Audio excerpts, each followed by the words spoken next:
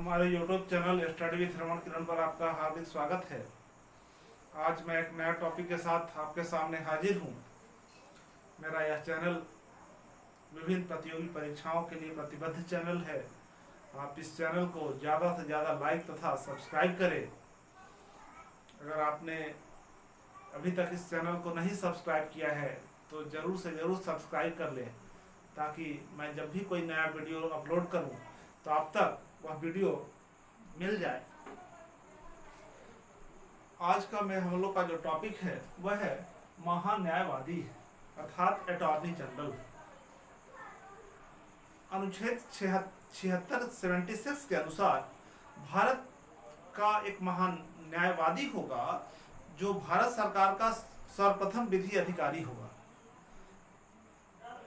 इसे संविधान में विशेष अर्हता विशेष स्थान प्राप्त है। यह भारत सरकार का प्रथम विधिक अधिकारी है।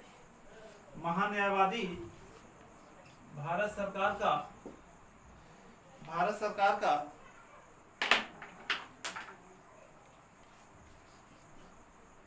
प्रथम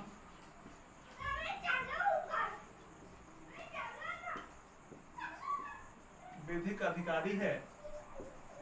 प्रथम विधिक अधिकारी होने के कारण इसे भारतीय संविधान में बहुत ही महत्वपूर्ण स्थान प्राप्त की गई है। इसकी नियुक्ति के संबंध में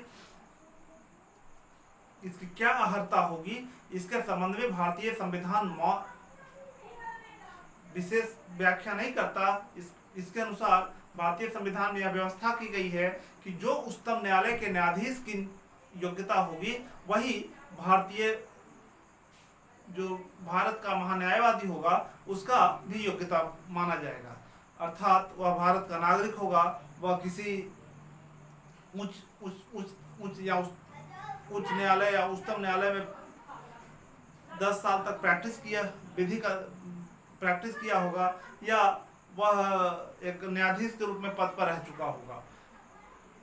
महान्यायवादी का जो कार्यकाल वह भी निश्चित नहीं किया गया है। यह राष्ट्रपति के प्रसाद पर्यंत पद को धारण करता है। इसके साथ ही इसके हटाने की भी कोई व्यवस्था नहीं है। यह जब भी चाहता है अपना त्यागपत्र राष्ट्रपति के नाम से त्यागपत्र देकर के अपने पद से उसे हटाया जा सकता है, लेकिन राष्ट्रपति के प्रसाद पर्यंत ही यह पद धारण करता है। इनके वेतन के संबंध में भी कोई व्यवस्था नहीं है। इनका वेतन वही होता है जो भारत का अटॉर्नी जनरल, भारत का नियंत्रक तथा महालेखा परीक्षक का होता है। नियंत्रक तथा महालेखा परीक्षक का जो वेतन का निर्धारण होता है वह राष्ट्रपति द्वारा ही निश्चित की जाती है। वही वेतन इन्हें भी प्राप्त होता है। अनुच्छेद 88 के अनुसार अनुच्छेद 88 यह व्यवस्था करता है। अनुच्छेद 88 के अनुसार इसे यह अधिकार है कि वह भारत के संसद के किसी सदन की जब कार्यवाही चल रही हो तो उसमें वो भाग ले सकता है। उसमें उसे बोलने का अधिकार है। संयुक्त अधिवेशन में भी बैठक में भाग लेने तथा बोलने का अधिकार है, किंतु इसे मत देने का अधिकार नहीं है। महान्यायवादी को मत देने का अधिकार प्राप्त नहीं है, किंतु इसे अन्य प्रकार के अधिकार प्राप्त है। इसे अन्य अधिकार मिला हुआ है। यह भारत सरकार को विधि के संबंध में सलाह देता है। जो भी विधि बनाई जाती है सभी पर यह सलाह देता है। उन सभी का कर्तव्यों का पालन करता है जो उसे अपने संविधान द्वारा तत्समय प्रवृत्त किसी अन्य विधि द्वारा प्रदान किए गए हैं। जो इसको संविधान द्वारा प्रदान किए गए हैं ताकत, वो सभी कार्य कर्तव्यों का पालन करता है। यह न्यायालय में भारत सरकार के मुकदमों की पैरवी करता है।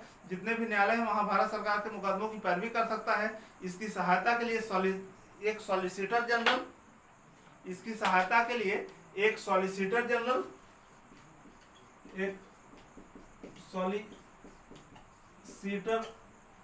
जनरल तथा 2 अतिरिक्त सॉलिसिटर जनरल की नियुक्ति की जाती है।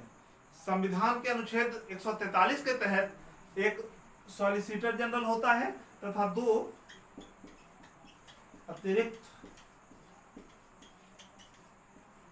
सॉलिसिटर जनरल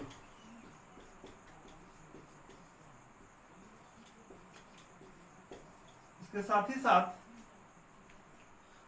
संविधान के अनुच्छेद 143 के तहत राष्ट्रपति के जरिए उच्चतम न्यायालय में भारत सरकार का यह प्रतिनिधित्व करता है। यह महत्वपूर्ण स्थान रखता है। इसके साथ ही साथ यह चूंकि सरकार न तो यह कोई सरकारी कर्मचारी है, न ही यह प्राइवेट है, इस कारण इसे विधि व्यवसाय करने की छूट दी गई है। विधि व्यवसाय उच्चतम न्यायालय या उच्च न्यायालय में कर सकता है, किंतु उन मामलों में यह पैरवी नहीं कर सकता जिसमें भारत सरकार पक्ष हो।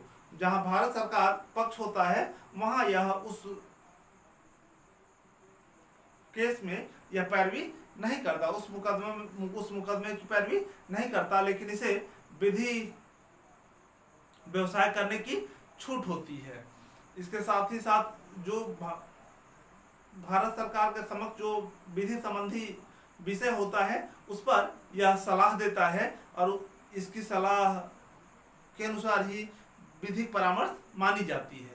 इस प्रकार हम देखते हैं कि महान्यायवादी एक महत्वपूर्ण पद है।